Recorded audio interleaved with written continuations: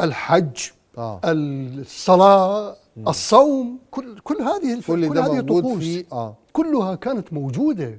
كل شعب سابقة للأديان الإبراهيمية كلها، حتى صورة ما بعد الموت كانت موجودة. كانت لا مش البعث، يعني هي صورة الحساب، ما هو العالم الآخر. هذه الصورة كلها موجودة في كل الأديان السابقة. يعني هناك صورة سومرية لهذا الموضوع، وهناك صورة مصرية مهولة وكبيرة وواضحة ومفصلة لما بعد الموت.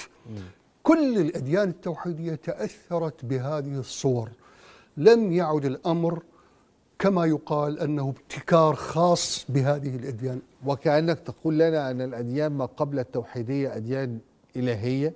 لا، ليست إلهية. أو أديان التوحيدية هي آيات مستعارة أو مقتبسة أو يعني متأثرة بالأديان السابقة. هذا هو الطبيعي. لماذا؟ لأنه الدين ليس فقط وحي وروحانيات، هو ثقافة، كلتشر. يعني هو ثقافة أيضا. هذه الثقافة تنتقل، وهذه العادات تنتقل شئنا أم أبينا. يعني لا يمكن نفصل بين، يعني هذا الشعب اللي يمارس طقوس دينية لا يمكن له أن يخفي كل ما كان عليه عندما يتبنى دين جديد، فيسرب له عناصر كثيرة من الماضي. ده الثقافة اللي تسربه. إنه حضرتك اتكلمنا عن الدين نفسه، عن منتج الدين نفسه. يعني بتقول لنا إنه الفروض زي الصلاة زي الصوم زي الحج موجودة في أديان سابقة. هذه لم يخترعها اجتهاد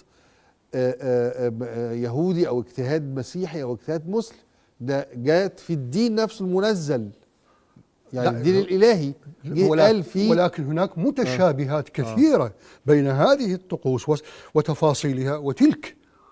هذا ما يؤشره علماء الآثار وعلماء التاريخ الجديد، يؤشرون المتشابهات. لا يمكن لنا أن نهرب من هذه القصة.